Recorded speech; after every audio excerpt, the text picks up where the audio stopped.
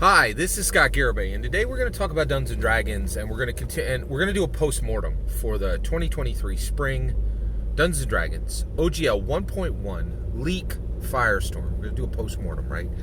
And there's this, Twitter's, just a burning platform over all this. YouTube's on fire, right? Like, there's just a lot of commentary on this, and people on both sides very upset, and so much is happening. Professor Dungeon Master, he's like, I'm walking away from all this frou-for-all. He didn't even have a one video gap. He was back on it immediately, right? Nobody can look away from this thing. This is the biggest event that has happened, certainly in the 2020s, maybe since 2010. This is a huge event in Dungeons and Dragons history, okay? All right, so let's get into this, all right?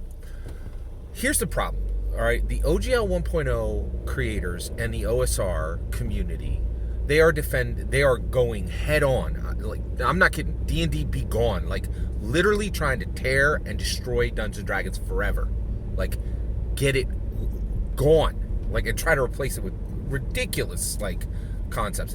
OSE, mostly Pathfinder. You know, a lot of people talking about bringing Pathfinder up. Oh my gosh, like, there seems to be no logic left in the world, right? Like, your champion already lost to Dungeons and Dragons, right? But let's stay focused here, okay? This is what I want to explain to you. There are partisans. There are Dungeons and Dragons partisans. They support Hasbro, okay? And then there are D&D Be Gone partisans. That's the OGL 1.0 creators, and I'll tell you right now, like, there's a lot of irony in people who have made money for 20 years now saying D&D Be Gone. Right? And that's the truth of it, right? You're seeing who are the D&D allies and who are the D&D adversaries. You're seeing it right now. I never in my life thought I'd see Professor Dungeon Master as a D&D adversary, like allying himself with people who want Dungeons and Dragons gone, right? That's stunning. That's just, it's incredible. I cannot believe where we have arrived, right? Let's get all the way there, okay? This is what I want you to understand, okay? And you have Hasbro, and then you have these OGL 1.0 creators, and you have the OSR creators, right? And and they are not even remotely of equal value, right? One has done innumerable tasks. Hasbro, for 20 years, has labored for Dungeons and Dragons, and has put a ×3, maybe a ×10, multiplier on the value of Dungeons and Dragons. And then the OGL 1.0 and the OSR community, what have they done? Right? So here, I want to explain the difference to you between OSR's house, between the OGL OSR house, that's the OGL 1.0 creators and the OSR community combined, and the Hasbro house, right? Like, the Montagues and the Capulets. Let's get into it, okay? Right now, I want to explain the difference to you. This is the difference, and this is why these two groups their names, the OGL OSR house, should never be mentioned in the same breath as Hasbro house, right? And here's why, okay? Right now, Michelangelo, he created the statue of David, right? Right now, there is a museum tour. They pack it up and they put it into a container, and that container goes on a semi, and that semi goes on a ship, and and at some points a helicopter may lift this thing up, like, and it's multiple containers, right? And it's millions of dollars of art, okay? And so this Michelangelo tour is happening right now, but this is what's special, and this is what I need you to understand, okay? The tour of Michelangelo's work that is happening right now is not a tour of a single one of his masterpieces. It's a tour of his sketches. They are taking Michelangelo's sketches from museum to museum all over the world. I need you to understand this. Michelangelo, it is thought that he made as many as 10,000 sketches, okay? And when he made these 10,000 sketches, right, at the end of his life, he burned them all, right? And all that was left is 600 sketches in places that he didn't even know they existed. And people who had come across him and taken even a sketch from Michelangelo and clutched it and said, I have been in contact with a master. This is a treasure, right?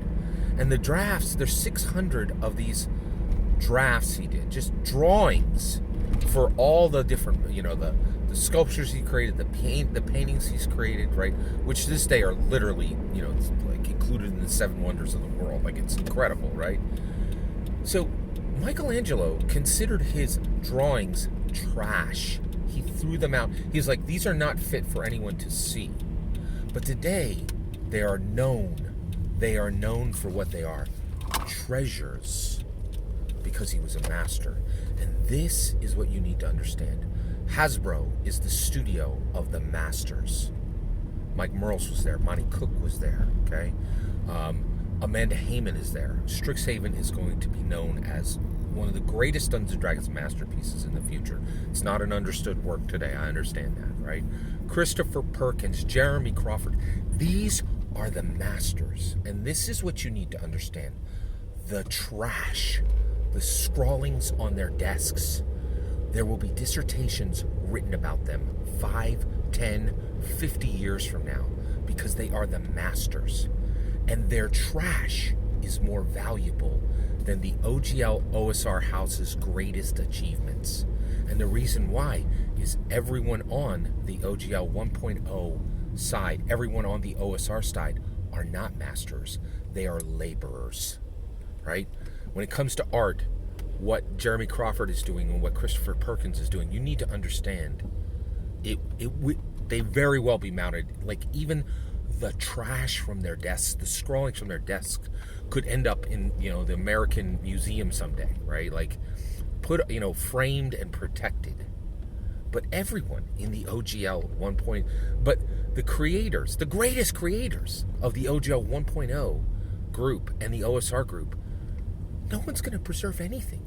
It's all, nothing is preservable, nothing is useful, because it is fundamentally the creation of followers and copiers, and there are no leaders there. There's no one who's going to save the, the revolt is being led, right, by laborers with no concept of how to lead, how to defeat, how to win, right? And the reason why is there's really just no talent there. There are followers and copiers there, right? The trash on the desks of the masters at Hasbro is treasure, right? And the greatest achievements of the OGL and the OSR will never amount to even a scrawling from Amanda Heyman's desk, because they're fundamentally followers and copiers. These are not equal houses, and it is an insult to everyone who works at Hasbro, everyone who has defended Dungeons & Dragons and lifted it forward for 2 decades at Hasbro. And the OGL has nothing, right, of real value. There's nothing of real value there. The trash on the desks of half the people who work at Hasbro there'll be doctoral dissertations written on it, and no one will care one iota what some copier scrawled out, or even made an illuminated text of. Nothing of at Cobble Press is ever going to be remembered, right? Whereas the minorest Dungeons & Dragons D&D canon artbacks will be carefully preserved and will be made into illustrated manuscripts someday. All that is my humble opinion. I'm ready to hear your humble opinion when you get in the comments and send your traffic. Please consider subscribing, and have a wonderful millennium.